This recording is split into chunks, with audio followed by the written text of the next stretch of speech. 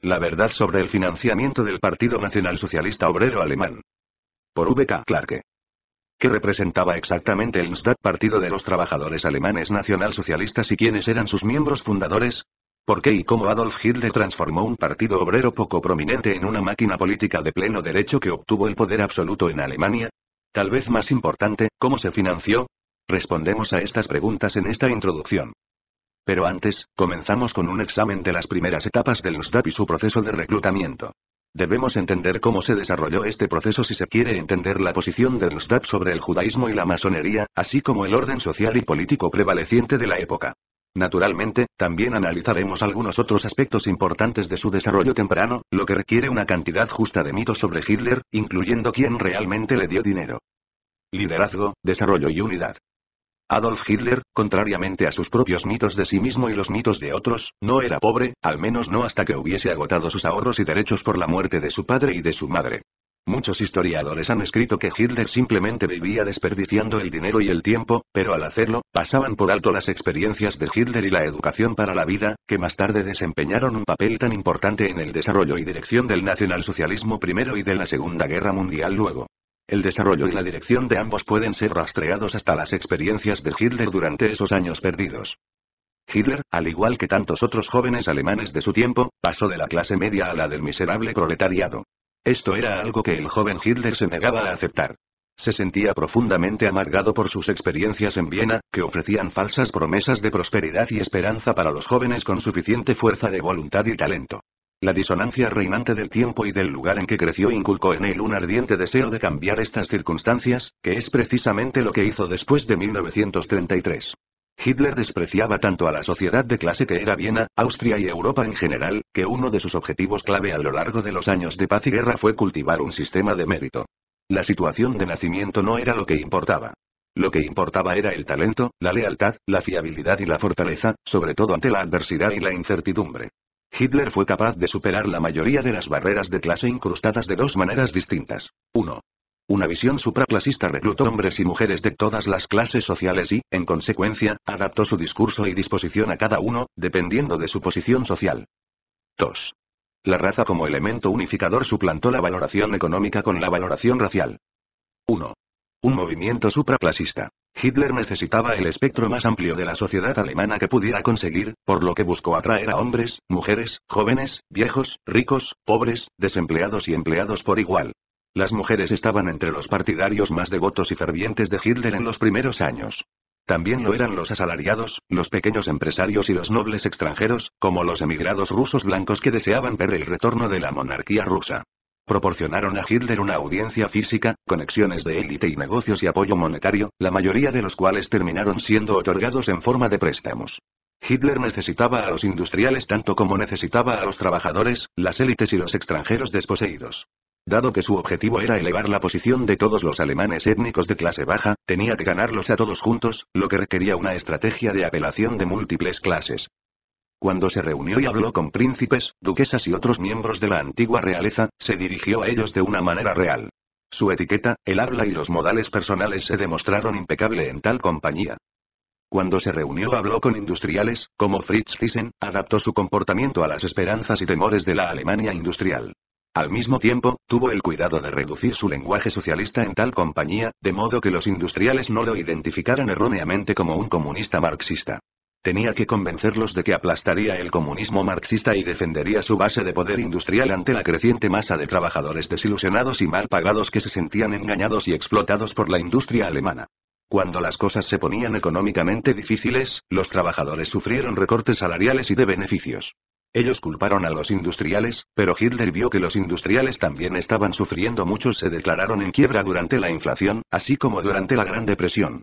Las reparaciones paralizantes de Versalles obligaron a la mayoría de los industriales y exportadores alemanes a una posición económica insostenible, lo que a su vez perjudicó a los trabajadores alemanes. Por otra parte, Hitler tenía que prometer a los trabajadores, su base de apoyo más importante en casi todos los aspectos en los años formativos, que no permitiría que el Estado o la industria los explotara o siguiera tratándolos como autómatas. Podemos ver que el equilibrio entre los deseos y las necesidades de estos tres sectores fundamentales de la Alemania de clase estaba lejos de ser simple. Pero Hitler lo hizo, y casi sin sangre en relación con las revoluciones comunistas en Rusia y en toda Europa Oriental. 2. La raza como elemento unificador. Hitler tuvo que crear una ideología unificadora para los pueblos germánicos. Esta tarea parece simple en retrospectiva, porque Alemania era una sociedad homogénea según los estándares actuales. Sin embargo, en aquel entonces no era así como se veía la situación alemana.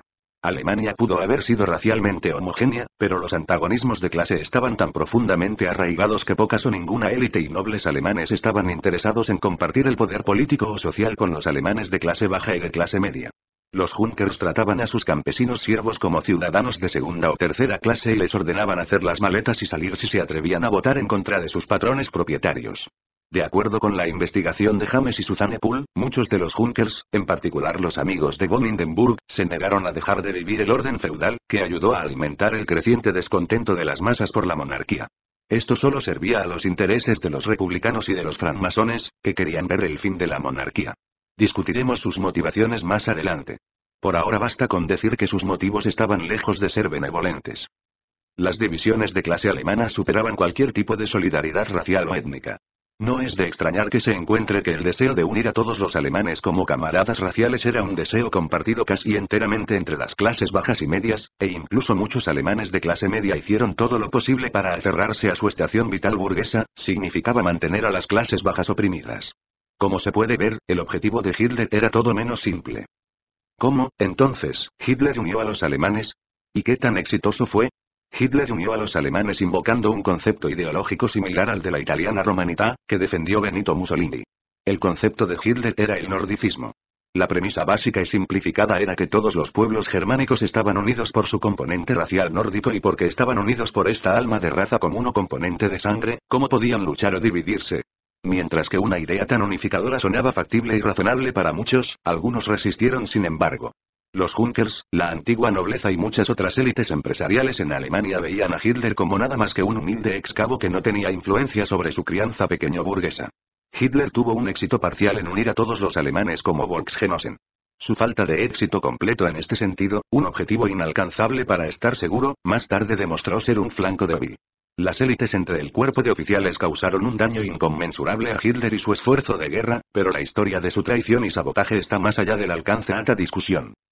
¿Podría Hitler haber tenido más éxito si hubiera sido más racialmente inclusivo desde el principio? No necesariamente. Mussolini, a diferencia de Hitler, no era racialmente exclusivo en ningún momento y gastó mucho esfuerzo y tiempo tratando de reclutar a no italianos a la causa fascista italiana. Fue en gran parte infructuoso, especialmente en Etiopía, esto a pesar del hecho que él tenía a los etíopes entrenados como pilotos y les prometió un estatus más alto dentro de un imperio italiano fascista.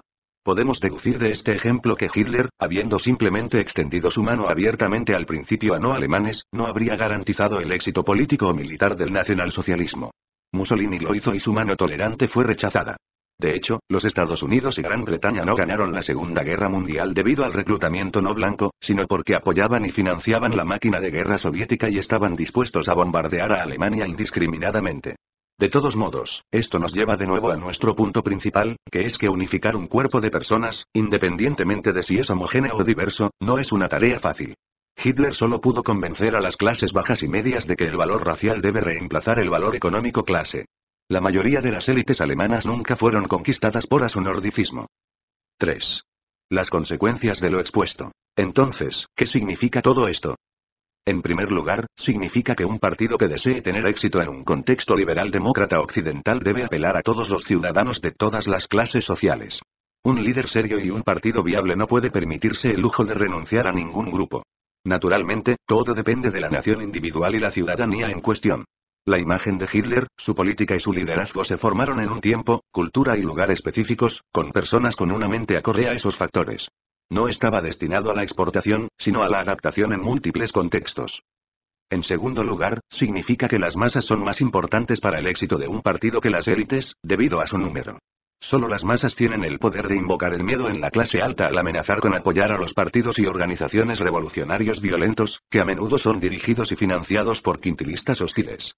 El Partido Comunista KTB era el único partido además de Hitler que evocó el miedo genuino en las clases de la élite de Alemania. Hitler y el NSDAP no podían ser ignorados por la misma razón que ellos, además de los marxistas comunistas, tenían la masa más grande que seguía en Alemania en ese momento. Los industriales no podían permitirse el lujo de enojar o rechazar a Hitler y al NSDAP. Si lo hubieran hecho, entonces los seguidores de Hitler habrían aumentado rápidamente las filas de los comunistas o tal vez incluso los habrían derrocado, como Ernst Röhm y muchos miembros de la SA deseaban hacer. El partido de Hitler fue el único partido no comunista y nacionalista que ofreció a las clases media y baja una mejor posición en la sociedad alemana. Dada la habilidad de Hitler para mantener a la abrumadora mayoría de sus seguidores en la línea leal, significaba que él solo podría evitar un baño de sangre de transición, que es lo que la mayoría de los alemanes de clase alta más temían. Y esto es exactamente lo que hizo. Lo que es importante tener en cuenta, sin embargo, es que Hitler necesitaba una amenaza creíble para mantener su influencia personal y política sobre las clases altas y los grandes negocios. Sin que los comunistas los amenazaran a través de la agitación masiva y el derramamiento de sangre, los industriales y la antigua nobleza tenían pocos motivos aparte del patriotismo para apoyar a Hitler y al NSDAP. Tercero, una ciudadanía que desea permanecer unida necesita un partido que pueda lograr esto. Los bávaros querían separarse de Alemania y convertirse en un estado independiente. Los grandes negocios exigieron el fin de las fincas Junker que desperdiciaron numerosos rescates gubernamentales y exigieron aranceles comerciales que perjudicaron a la industria alemana. A los Junkers no les importaba si los industriales sufrían, siempre y cuando sus fincas estuvieran todavía a su nombre y pudieran gozar de un lujoso estilo de vida a expensas de los contribuyentes alemanes. Para mediar tal división, Hitler invocó el nordicismo, que llamó a los alemanes a reconocer y valorar sus lazos de sangre en lugar de su posición social basada en la riqueza. Esta ideología unificadora proporcionó a Hitler los medios necesarios para desarrollar un sistema de mérito. Uno podía ascender a la cima de la sociedad nacionalsocialista independientemente de las finanzas personales de sus padres, porque uno era igual a todos los demás alemanes desde el punto de vista racial. El racismo alemán de Hitler y el antisemitismo eran los medios prácticos para lograr la unidad sin clases entre los alemanes anteriormente divididos. Hitler utilizó un enfoque similar más adelante con las Waffen-SS.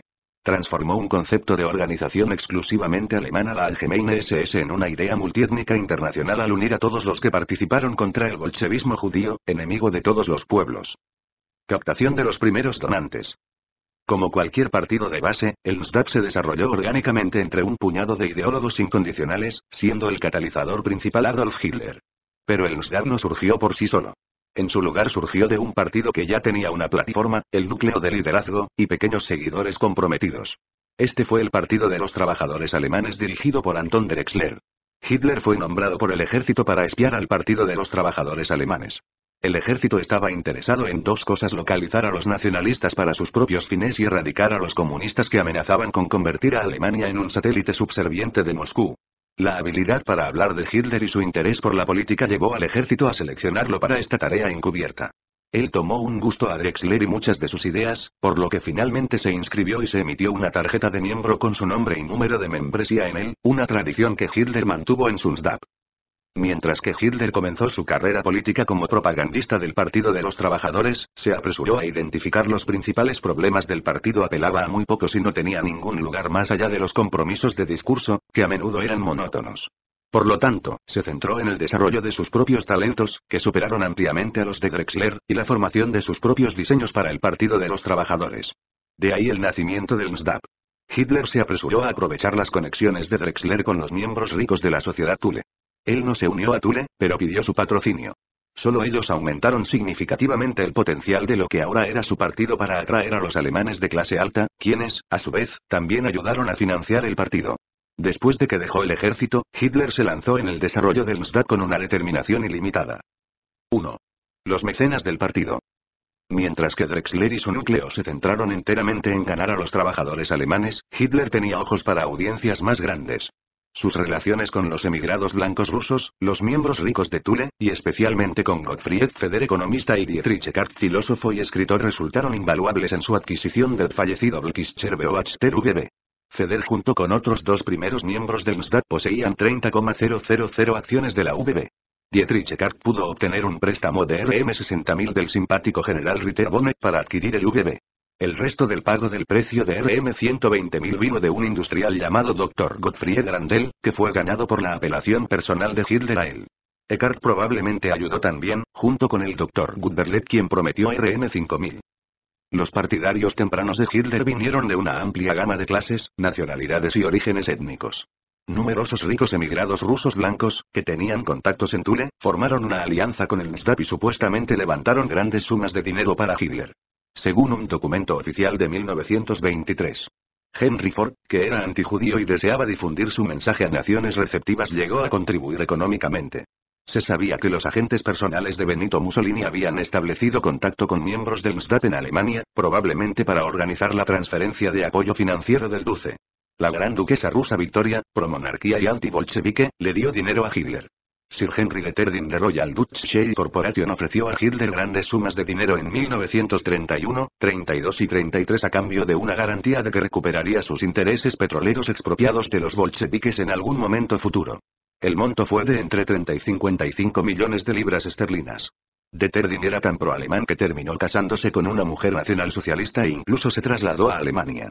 Él, como tantas otras élites alemanas, se dio cuenta de que solo una política exterior asertiva podía asegurar la supervivencia económica de Alemania en un mundo en el que Francia e Inglaterra tenían el monopolio de una cuarta parte del mundo y estaban decididos a aplastar la competitividad global de Alemania. Los alemanes habían intentado todo lo demás, incluyendo el cumplimiento de las reparaciones de Versalles, que era un robo de facto. De hecho, este tratado estaba diseñado con un objetivo en mente: paralizar permanentemente la competencia industrial alemana. Ernst Röhm era un ferviente nacionalista alemán que canalizó fondos del ejército al NSDAP a través de varias organizaciones de fachada. La sociedad Thule, que era pangermánica y nacionalista, no solo contribuyó con miembros al NSDAP sino que ayudó a recaudar mucho dinero. Los dos joyeros alemanes Joseph Fuchs y Hergar apoyaron a Hitler. Un cierto señor Schell, un pequeño hombre de negocios, dio a Hitler tempranamente ayuda económica. Kirin Diesel fue otro de los primeros partidarios que dio pequeños fondos. Oscar Koener, propietario de una tienda de juguetes, también dio dinero al NSDAP. El Dr. Friedrich Kron, dentista, dio todo lo que pudo. Adolf Müller ayudó al NSDAP a mantener al VB al tiempo que extendía crédito a Hitler. La señora Ottmann, la viuda de un director industrial, contribuyó con regularidad. Numerosos amigos del general Ludendorff, miembro de Thule, proporcionaron fondos al NSDAP. Numerosas personas provenientes de Gran Bretaña, Checoslovaquia, Finlandia, Francia, Italia, Holanda, Hungría, Suiza, Suecia y América dieron dinero a Hitler, en gran parte a través de Winifred Wagner, Kurt Lüdecke y nacionalistas húngaros como Ms. Los miembros alemanes del Cuerpo Libre le dieron dinero a Hitler, al igual que muchos miembros de Stahlhelm. Varios intereses derechistas de Alemania, como Emil Kirdorf, del grupo secreto de Ruhrlade, dieron dinero a Hitler, junto con muchos intereses empresariales que normalmente apoyaban a Alfred Hugenberg, un hombre que trató infructuosamente de usar a Hitler para sus propios fines. También estaba el general Ritter von Epp, que ayudó a Dietrich Eckart y el NSDAP a comprar el VB y Dr. Emil Ganser, que tenía conexiones con los protestantes ricos. Podemos señalar al almirante Schroeder, excomandante naval. El barón Sebotendorf, que tenía conexiones con J.F. Lehmann, un miembro de Thule, financiero y editor para la marina alemana, y oficiales navales simpáticos.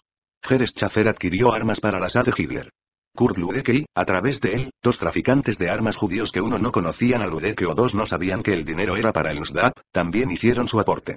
Posiblemente el duque de Anhalt y el conde Fugger, Ernst Amstein, un graduado rico de Harvard con numerosas conexiones americanas y algo de su propia riqueza, la rica Magda Quandt, que se casó con Joseph Goebbels y que tenía conexiones de élite, Fritz Thyssen, que más tarde negó que dio importantes sumas a Hitler y Göring, en 1929 y de vez en cuando a lo largo de la década de 1930, etc. No hay Warburgs. No hay Rothschilds. No hay Rockefellers. Mientras que los Rockefellers entraron indirectamente en la esfera financiera de Hitler a través de las inversiones técnicas de Standard Oil y los Warburgs a través de I.G. Farben y J.H. Stein más tarde, no dieron a Hitler ningún apoyo financiero antes de 1933. Y no apoyaron directamente ni pagaron a Hitler en ningún momento. La historia de Sidney Warburg es pura invención. Fritz Thyssen y algunas de las pesadas conexiones industriales de Hugenberg, no James Warburg, dieron a Hitler importantes dotaciones monetarias en 1929, por lo menos RM 1.250.000, y de Terdin y varias compañías de carbón alemanas se encargaron de Hitler a principios de los años 30. Mientras que Hitler gastó una gran cantidad en la campaña, no estaba rodando en dinero nunca rastreable.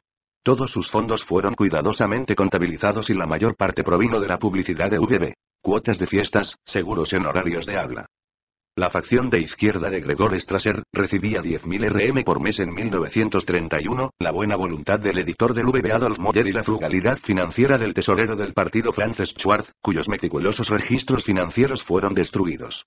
Los estadounidenses lo interrogaron tan brutalmente que murió en 1946 en el cautiverio británico. Sus expedientes, que detallaban incluso los donantes anónimos de Hitler, nunca aparecieron en ninguna parte. Se sospecha que los ocupantes estadounidenses los destruyeron. En cuanto a la observación del Dr. Goebbels el 17 de enero de 1932 de que las finanzas del partido mejoraron repentinamente, esto no era exactamente cierto. La verdad es que la línea de crédito del partido mejoró súbitamente, gracias a las maniobras de Franz von Papen y del barón Kurt von Schroeder con su sindicato de inversionistas, entre los que se encontraban varios importantes industriales pesados, la Hamburg America Staatsbahn, la Steinbank de Colonia, Commerzbank Privatbank, Gelsenkirchen Mine Company, Deutsche Bank, Reichskreditgesellschaft, Allianz Insurance, miembros de la industria de la potasa, Brabant Coal Company, Deutsche Serg y otros industriales del carbón. Mientras que Hitler toleraba bancos de la quinta columna como Milímetros Warburg y Temple Bank, una cuenta especial creada para la Sociedad del Templo por el Reichsbank para financiar la emigración de Álvara, finalmente restringió y reguló sus oportunidades comerciales y los obligó a ayudar con el financiamiento a la emigración de judíos. El objetivo de Hitler era inhibir cada vez más y, por lo tanto, presionar financieramente a los bancos extranjeros hasta que no pudieran existir más y tuvieron que trasladarse fuera de Alemania. La misma política que utilizó para alentar la emigración judía y los cierres de negocios. Un ejemplo de ello fue la germanización, es decir, adquisición alemana de 2 fábricas judías de hierro en la región Tern en 1937. 2. El reclutamiento de afiliados y simpatizantes.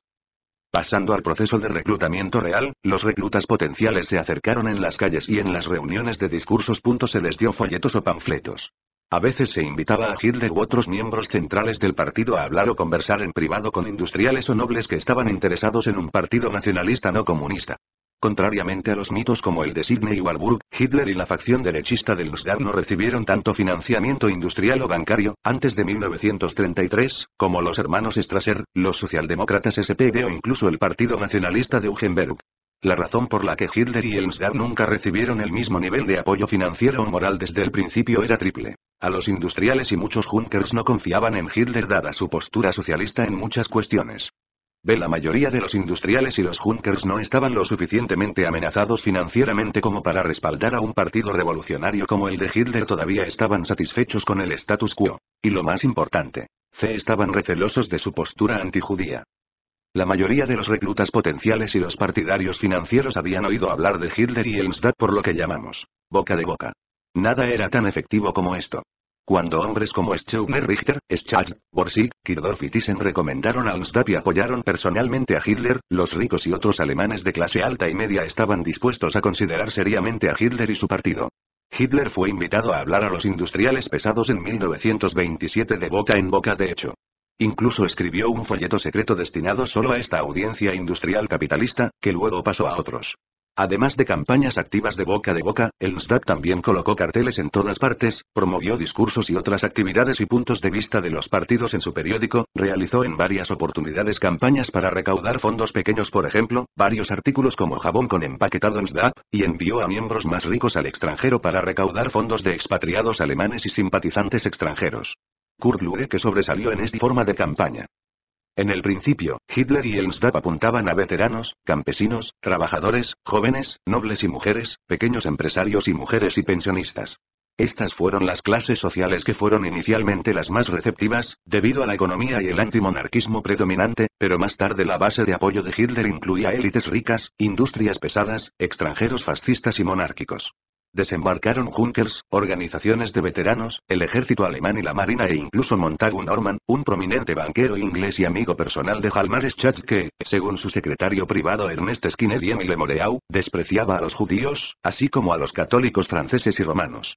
Se negó rotundamente a ayudar a la tesorería francesa con cualquier cosa y demostró estar dispuesto a financiar el NSDAP por medio de sus conexiones con Bruno von Schroeder, Banco Schroeder, Kurt von Schroeder, Banco Sten y el Banco de Inglaterra FCT Arxieme Norman mismo. Norman tenía una fuerte simpatía por los alemanes, que se remontaba a sus días como estudiante en Dresde, y naturalmente se ofreció a ayudar económicamente y estabilizar así el nuevo gobierno que su amigo Schacht había abiertamente apoyado desde 1931. Desde que Hitler era aparentemente hostil a Francia y amistoso con Gran Bretaña, así como discriminatorio hacia los judíos, las tres cosas que Norman encontró favorables, recomendó que Kurt von Schroeder extendiera crédito al partido de Hitler, que ahora controlaba el gobierno. Schacht era la línea de vida de hecho de Hitler en este aspecto, un banquero nacionalista alemán que tenía sus propios diseños para la recuperación alemana, pero que también estaba personalmente impresionado con los discursos de Hitler y el llamamiento masivo, que ningún otro político poseía. Ello no quita que Schacht, con el paso del tiempo y al comprobar que no podía manejar a Hitler, como no lo habían podido hacer ni von Papen, ni Hugenberg, cambió totalmente de bando y se transformó en un conspirador. Pero esa es otra etapa, que no invalida la anterior. En cuanto al apoyo inicial de Hitler, muchos agricultores estaban agobiados por la deuda, y la mayoría, incluidos los Junkers, se sintieron amenazados por la expropiación comunista y las tarifas agrícolas protectoras insuficientes.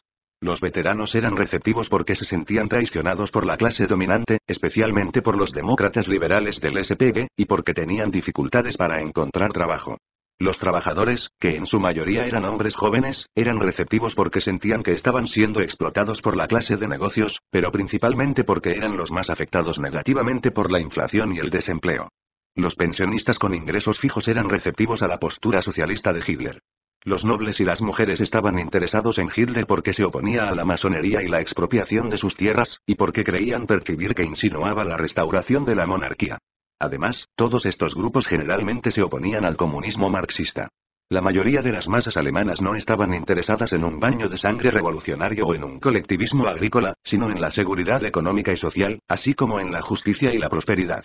Las élites alemanas no apoyaban la expropiación y la colectivización. La principal oposición de Hitler en los años de formación vino de los comunistas, que lo denunciaron como una herramienta del capitalismo y de la antigua nobleza, los industriales pesados, que desconfiaban de su socialismo y de la SA temían que la SA no fuera más que una horda comunista, y la facción de izquierda dentro de su propio partido, que cuestionó las fuentes financieras de Hitler y la postura proempresarial.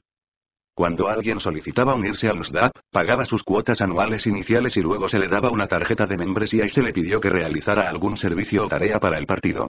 Esto podría ser cualquier cosa desde pegar los carteles, hablar en público o repartir volantes en la vía pública. Después de la ruptura de Hitler-Strasser, se le pidió que jurara lealtad a Adolf Hitler. Es probable que los miembros del partido hicieran el reclutamiento en las calles, ya que no se conocía un procedimiento de investigación formal. Mientras una persona pagara sus cuotas anuales y sirviera al partido lealmente, se confiaba en él.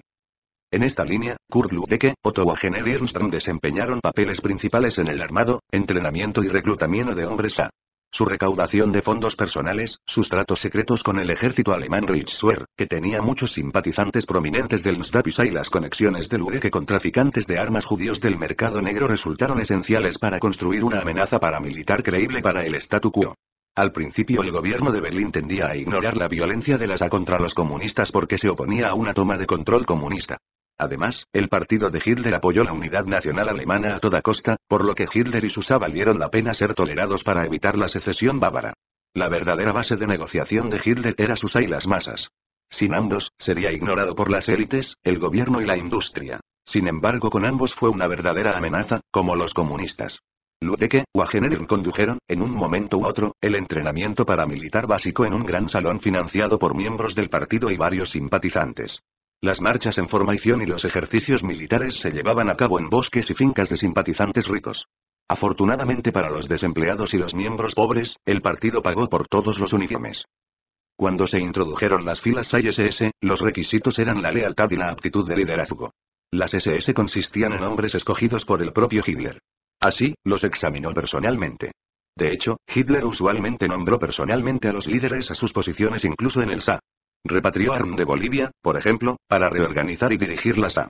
Hitler tendía a elegir a las personas que, según él, resistirían a caer presas del pensamiento colectivo. Los historiadores han tendido a caracterizar esto como la política de dividir y gobernar de Hitler, pero un estudio en profundidad del desarrollo temprano del partido sugiere en cambio que Hitler eligió a las personas que A no desafiarían o cuestionarían su liderazgo, y B tampoco caerían en la obsecuencia aduladora. Este procedimiento de nombramiento hacia dos cosas: impidió la división intrapartidaria seria, subordinando todo al propio Hitler, al mismo tiempo que alentó las rivalidades intrapartidistas, lo que impidió el pensamiento colectivo. Los líderes podrían estar en desacuerdo e incluso desafiar a la autoridad del otro sin destruir el partido. Esta tendencia se incrementó más tarde durante la guerra, especialmente después de que Hitler estableciera el NSFO, Cuerpo de Comandantes Nacionalsocialistas. Este alto mando de la NS probablemente fue promulgado para reemplazar o tomar el control de las fuerzas armadas del alto mando. Hitler quería que los oficiales del NSFO fueran sometidos a un curso de 4 a 18 horas de instrucción político-ideológica diarias. Él mismo nombró al jefe del NSFO, Hermann Reinecke, en diciembre de 1944. el NSDAP se expandió a ciudades y estados fuera de Múnich, Baviera, donde tenía su cuartel general en la Casa Parda, nombrando a ciertos miembros para dirigir operaciones partidarias y realizar servicios de partido en sus propios estados, ciudades, pueblos y aldeas. El ejemplo más conocido de un miembro con líder del NSDAP que adquirió casi suficiente poder personal, respaldo financiero y seguidores de masas para desafiar a Hitler fue Gregor Strasser. Hitler fue capaz de evitar que una crisis se desarrolle con sus dones para la maniobra inteligente y el atractivo personal, pero tales riesgos son inherentes a cualquier organización que se vuelve tan poderosa como el NSDAP. Y son riesgos que deben tomarse si el liderazgo de un partido desea que se desarrolle y crezca. Se designaron oradores y líderes talentosos, comprometidos y calificados para operar en todas las ubicaciones posibles. Pero los miembros del NSDAP de Berlín también viajaron dando discursos y conferencias y solicitando apoyo financiero. Todos los discursos requerían honorarios de admisión. Así es, los concurrentes pagaban para entrar a los actos partidarios. Hitler mismo estaba constantemente viajando y reuniéndose con los trabajadores y las élites por igual para reclutar nuevos miembros y reforzar sus finanzas. A finales de 1920, el NSDAP tenía unos 3.000 miembros. La membresía pasó de 27.000 en 1925 a 108.000 en 1928. En agosto de 1931, el NSDAP creó su propio sector de inteligencia y seguridad. Heinrich Himmler estableció el SD Sicherheitsdienst y Reinhard Heydrich fue nombrado jefe de la organización, que se mantuvo separada de la SS Schutzstaffel. En el momento de la crisis de Strasser, la SA era de unos 400.000 miembros fuertes y el propio partido había crecido a 2 millones de afiliados en 1933. En 1932, era lo suficientemente grande para lograr el control del 37% del Reichstag. Aquí están los resultados electorales de 1920 a 1933. Se puede ver que el NSDAP perdió la mayor parte de sus 230 escaños a partir de julio de 1932 ante el Partido Comunista y no frente a los católicos conservadores o socialdemócratas. Los nacionalistas conservadores de NVP solo ganaron 15 escaños. Estos resultados, contrariamente a la mayoría de la historiografía, no implican la desaparición del NSDAP, sino el descontento de las masas con cualquier partido que no estaba dispuesto a prometer un cambio social y económico radical para la mayoría, aunque el cambio significara derramamiento de sangre. Hitler y el NSDAP no eran vistos como lo suficientemente extremos bastante, así que perdieron asientos al KTG. Esto alarmó tanto a hombres como Hjalmar Schacht y Franz von Papen que finalmente estaban dispuestos a dar a Hitler la oportunidad de convertirse en canciller.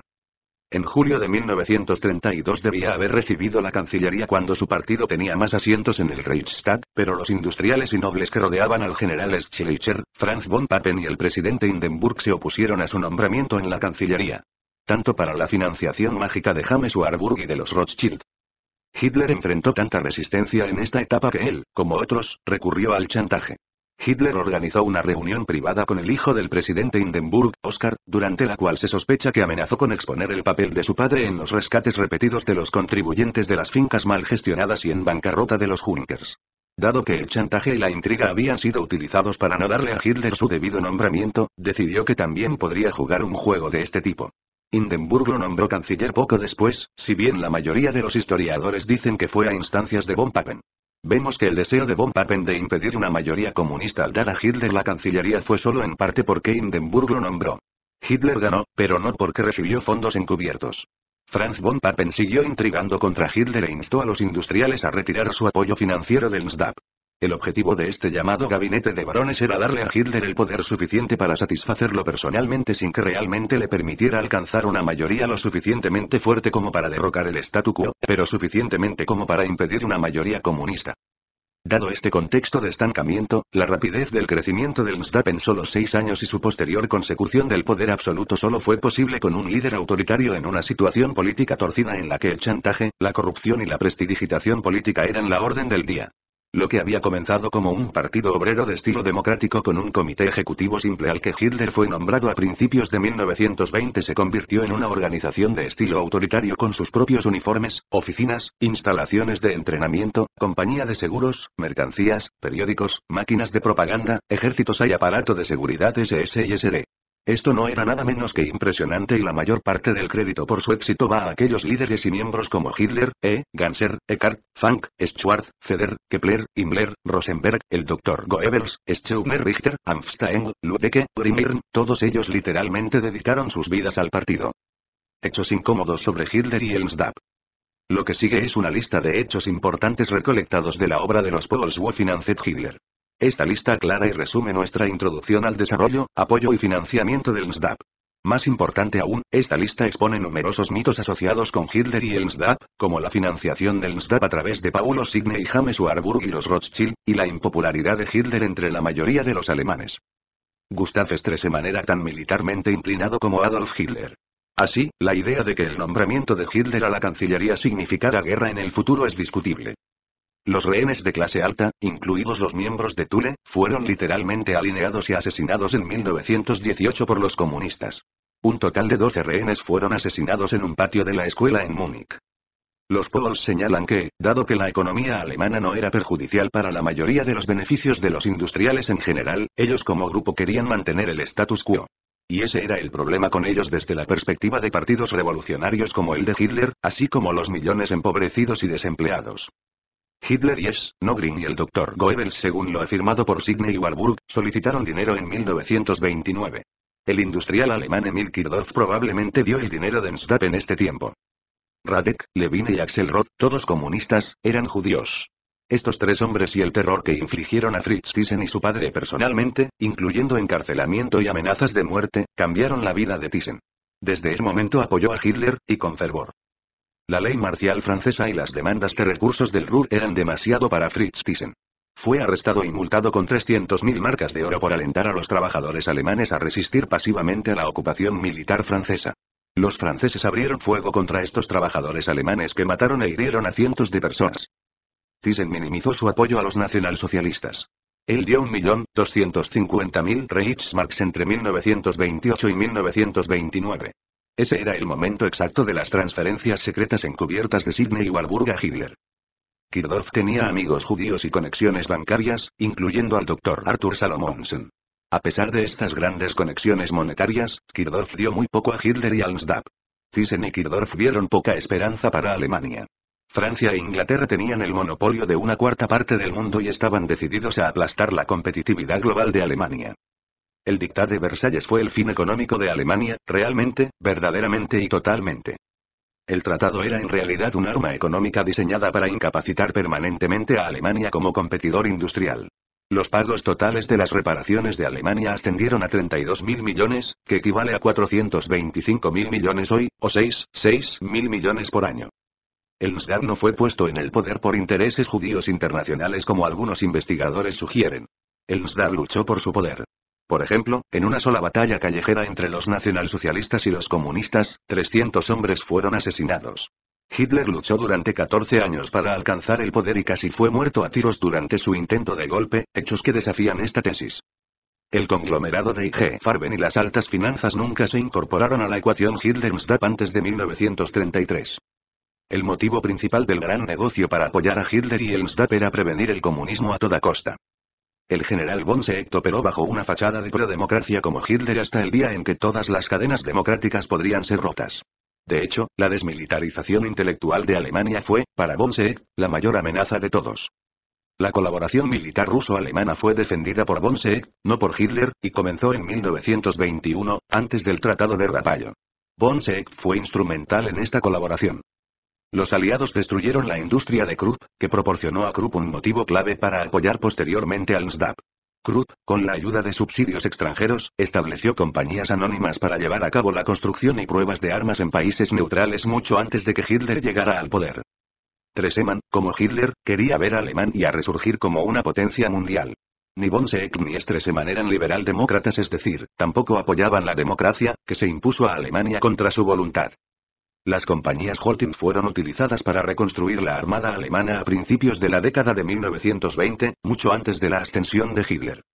La liberal-demócrata República de Weimar proporcionaba ayuda encubierta a los esfuerzos alemanes del rearme en todas las formas posibles. Krupp fue subvencionado por el régimen de Weimar, no por Hitler. Dado el contexto industrial de ese periodo, la industria de Thyssen moriría sin un rearme total. Esto fue consecuencia de la excesiva dependencia de Alemania sobre la industrialización. Como sugirió Laurence Dennis en The Dynamics of War and Revolution, una nación desarrollada como Alemania tenía la opción de contraerse severamente en todos los sentidos, incluyendo la población, o ampliarse. La mayoría de los líderes alemanes optaron por esto último. El rearme alemán comenzó a ser seriamente productivo en 1928, 5 años antes de que Adolf Hitler fuera nombrado canciller. Los socialdemócratas, SPD, apoyaron el rearme. El rearme no prueba que Alemania planeaba una guerra agresiva o que Alemania era militarista. Tanto los ejércitos de Francia como de Polonia amenazaban con rodear y ocupar Alemania en 1919.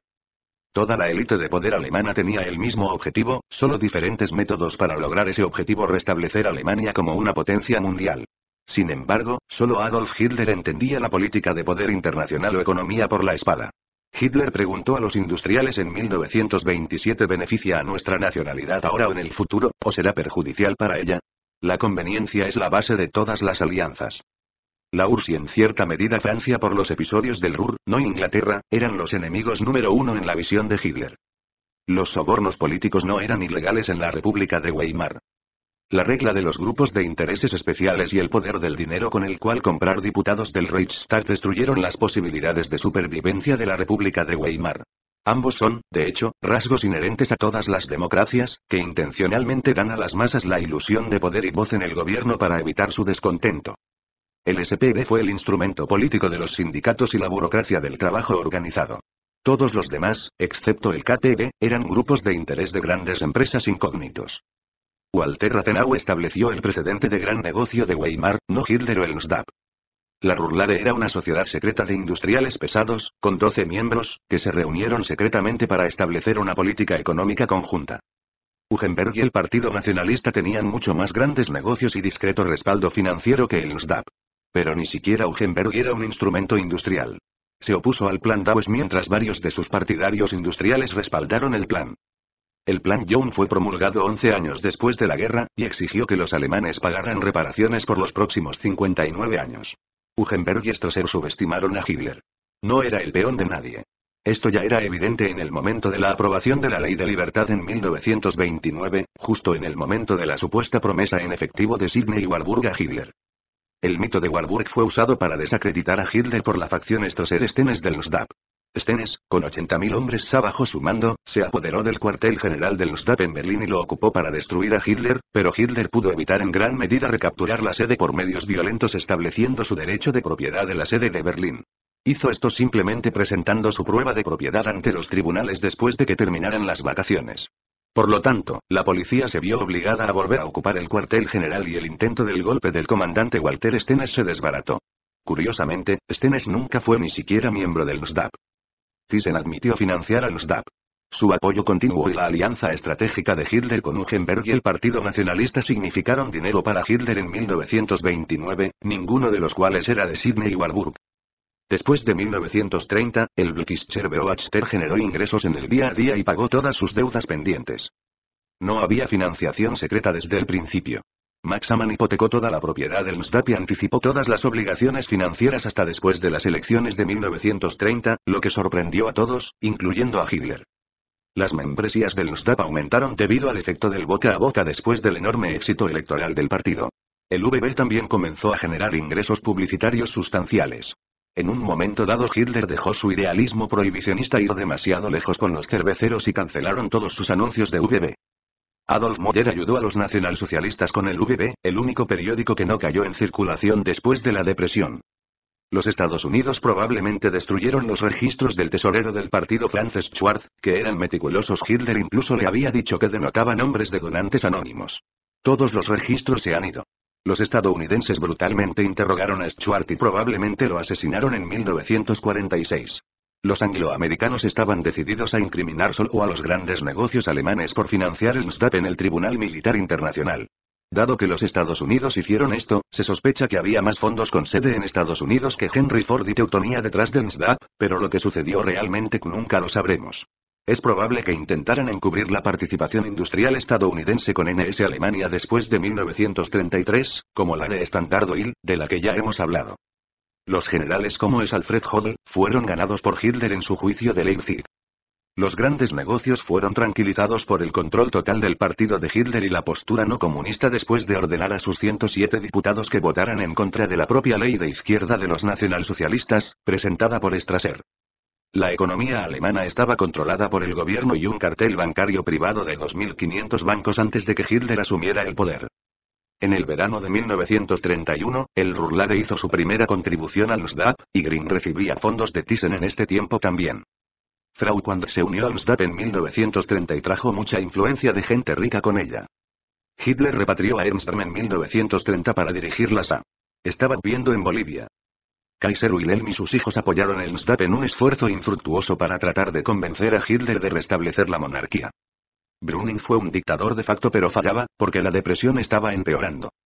El Creditanstalt, una sucursal bancaria de Rothschild en Austria, experimentó una crisis devastadora en mayo de 1931, que estrelló a todos los bancos alemanes e incluso a los bancos de Londres. Tanto por la riqueza inagotable de los Rothschild.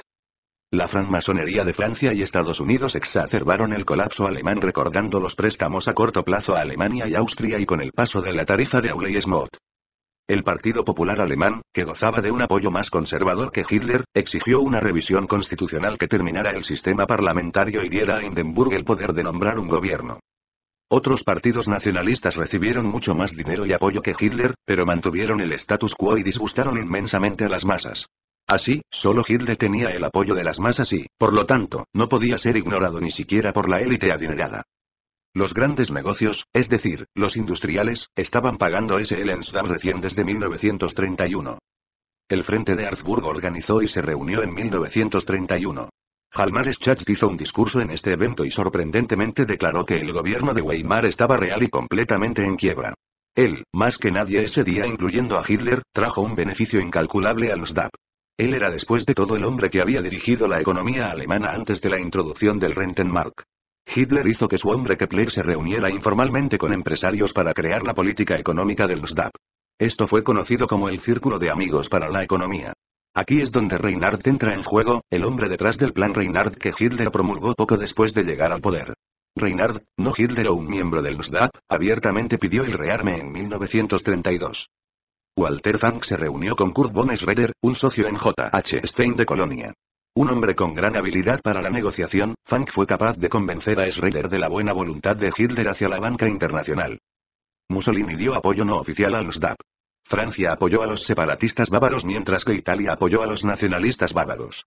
Hitler era el único nacionalista que se opuso a Francia y estaba dispuesto a dejar a Italia mantener el control del Tirol del Sur con una población de 250.000 alemanes. Hitler recibió financiamiento fascista italiano, que solo salió a la luz en 1932. Mussolini también envió armas NSDAP en la década de 1920. La teutonía estadounidense le dio a Hitler donaciones regulares. Montagu Norman fue el gobernador del Banco de Inglaterra durante 24 años. Era anti-Francia, repelía a los judíos inmensamente, se oponía a Versalles, y favoreció a Alemania debido a sus estudios anteriores allí. Norman prestó dinero a los nacionalsocialistas después de 1933 a través de su amigo personal Schacht. Puede haber canalizado fondos a través del barón Kurt von Schroeder y J.H. Stein Company en 1932, pero esto no está probado. Schroeder era un socio alemán en J.H. Stein. El vizconde Rothermere del Daily Mail le dio dinero a Ernst Stein. Era un incondicional anglo pro-alemán que despreciaba a los judíos. Es crucial entender que la política exterior anglosajona fue diseñada para evitar que cualquier estado, ya sea Francia, Alemania o Rusia, logre un poder formidable que rivalizara con el de Gran Bretaña. Esta era la verdadera razón por la que el rey Eduardo VIII se vio obligado a abdicar. Él era simplemente demasiado pro-alemán. Su simpatía, así como la de Montagu Norman, los Mosley, los Mitford y el vizconde Rothermere hicieron que Hitler calculara mal sobre Gran Bretaña. Pensó que tenía más apoyo anglosajón de lo que realmente tenía. Deterdim se reunió con Alfred Rosenberg en Gran Bretaña y probablemente le prometió financiación. Determinación de los intereses petroleros controlados en Rumanía, Rusia, California, Trinidad, las Indias holandesas y México. También tenía pozos en Mesopotamia y Persia. Los soviéticos incautaron sus campos de petróleo en Bakú, Grozny y Miakop y los nacionalizaron, convirtiéndose así en un serio competidor de Deterdim con sus propias antiguas tierras petrolíferas. Georg Bell era el agente de contacto de Deterdim con el NSDAP. Deterdim no solo respaldó al NSDAP, sino también a los rusos blancos y a los nacionalistas ucranianos, así como a los rebeldes georgianos antisoviéticos. Deterdim se casó con una mujer nacionalsocialista y se trasladó a Alemania. Él era el que dio el gran dinero real al NSDAP en 1931, 1932, y 1933 entre 30 y 50 millones de libras esterlinas. El Dr. Carr afirmó que el dinero francés fluyó a Hitler después de pasar por 9 intercambios, pero esto no ha sido probado. De hecho, los partidos bávaros como el BVP fueron apoyados por Francia solo porque querían romper con Berlín. El Tratado de Trianon era aún peor y más injusto que Versalles. Hungría perdió población y territorio y quedó completamente empobrecida. Este tratado impulsó a la mayoría de los húngaros contra la democracia. En 1919, Béla Kun gobernó sin piedad durante 3 meses en Hungría, confiscó y expropió tierras privadas, mató indiscriminadamente a los campesinos y destruyó aún más la economía, lo que resultó en hambre. Los húngaros eran abrumadoramente anticomunistas, antifrancmasones y antijudíos después de eso. La mayoría de estos comunistas, entre ellos Béla Kun, eran masones judíos. Esta experiencia fue lo que llevó al nacionalista húngaro Gyula Julius Gnus a financiar el NSDAP. Hitler apuntaba a carreras abiertas al talento según Otto Dietrich, una política opuesta al poder hereditario. Aquí está la explicación de una de las referencias de mejora económica del Dr. Goebbels en su diario Discurso del Club de la Industria de Düsseldorf de Hitler del 27 de enero. Este evento de recaudación de fondos explica la entrada de Goebbels del 8 de febrero. Para tener una perspectiva real sobre la economía alemana antes de Hitler debemos tener en cuenta que durante el invierno de 1931 a 1932, la cantidad de desempleados y subempleados en Alemania llegó a la astronómica cifra de 17.500.000, siendo esto casi un tercio de la población entera del país. En 1933 se hablaba de solamente 6 millones de desempleados, pero eso no contaba los subempleados y los empleados informales. Las cifras reales se mantenían en el entorno del año anterior. La rebelión de Stennes fue muy importante, pero con demasiada frecuencia se pasa por alto. Stennes era un agente pagado de Strosser y el capitán Erhard, ambos de los cuales tenían grandes empresas industriales y mecenas judíos como Otto Wolff. Como resultado de esta rebelión y de la violencia callejera, las A, SS y HJ fueron prohibidas por un decreto Brüning firmado por el presidente Hindenburg. Esto fue en 1932. Tanto para Rothschild y Warburg apoyando a Hitler. ¿Por qué dejarían que su peón fuera prohibido? Esta prohibición era un intento de destruir al NSDAP y a Hitler para siempre. Además, si Hitler era realmente solo una herramienta de una vasta entidad internacional, como sugieren investigadores como Jim Condit y Guido Preparata, ¿por qué no ganó la presidencia en 1932? ¿Cuál era el motivo de esta entidad para prevenir su toma de poder si de hecho estaba detrás de él? Paul Silverberg, judío, financió a Gregor Strasser, no a Hitler. Silverberg era jefe de la RAD, una de las compañías de carbón más grandes del mundo entero. Apoyó la decisión del canciller por decreto presidencial Brüning en particular. Brüning, no Hitler, hizo la pregunta: ¿es la democracia capaz de trabajar en Alemania? Paul Silverberg era extremadamente liberal, salvo en su propia empresa. Naturalmente, favorecía la igualdad de derechos para los judíos y los grandes negocios, pero no para nadie más. También favoreció los derechos individuales sobre los derechos nacionales y por lo tanto se oponía completamente al NSDAP. Silverberg estaba enojado con la expulsión de Brüning. Se opuso a von Papen, apoyó al general Schleicher como canciller, y le dio a Schleicher y al rival de Hitler, Gregor Strasser, grandes sumas de dinero. Gregor Strasser recibió 10.000 marcos por mes, comenzando en la primavera de 1931, entregados por el NSDAP de las contribuciones de la industria pesada. Walter Zank consiguió 3.000 marcos por mes en 1931 y Hitler consiguió 100.000 marcos de varias compañías de carbón ese mismo año, poco antes de las elecciones del Reichstag. Como se puede ver, la supuesta financiación milagrosa de 1931 no era un milagro en absoluto. Provenía de compañías de carbón alemanas, no de Sydney y Warburg. De hecho, la mayor parte del dinero del NSDAP provenía del propio partido, primas de seguros, cuotas, honorarios por discursos, etc. Brüning, no Hitler, estaba respaldado por IG Farben. El canciller Schleicher, junto con el dinero de Silverberg y otros industriales, conspiró con Ernst Röhm en un plan para incorporar a las A en el ejército alemán y así traicionar a Hitler. Claramente, Franz von Papen tampoco era un títere, contrariamente a la tesis de Guido Preparata conjurando a Hitler. Se negó a levantar la prohibición del SA hasta el 15 de junio. También prohibió los desfiles políticos hasta después del 30 de junio de 1932 y se hizo comisionado del Reich de Prusia. Gozaba de un amplio apoyo entre los industriales, los grandes negocios, Hindenburg y el cuerpo de oficiales del ejército.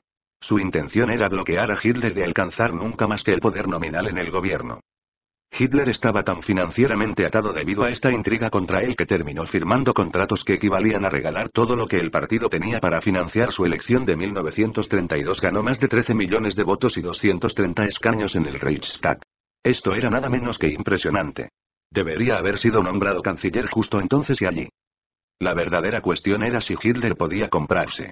Esa fue la pregunta que hicieron Franz von Papen y el canciller Schleicher. Como no parecía probable, ambos se opusieron a su canciller tanto tiempo como les fue posible. Von Papen admitió al final que quería poder para sí mismo y no quería una mayoría comunista en el Reichstag. Al aceptar la designación de canciller de Hitler en 1933, von Papen pensó que podía satisfacer las necesidades personales de poder de Hitler y mantener el NSDAP bajo control, mientras que al mismo tiempo utilizar el partido de Hitler como un medio para evitar que los comunistas jamás lograran una mayoría. Solo Hitler tenía la fuerza popular para lograr ese plan. Y solo von Papen podía asegurar a Hitler el nombramiento, la financiación y el apoyo de los industriales que necesitaba para convertirse en canciller con un gobierno estable. De hecho, Hitler merecía la cancillería, y tenía pleno derecho a ella, ya que tenía el apoyo de las masas y el mayor número de escaños en el Reichstag. El resto, como ellos dicen, es historia.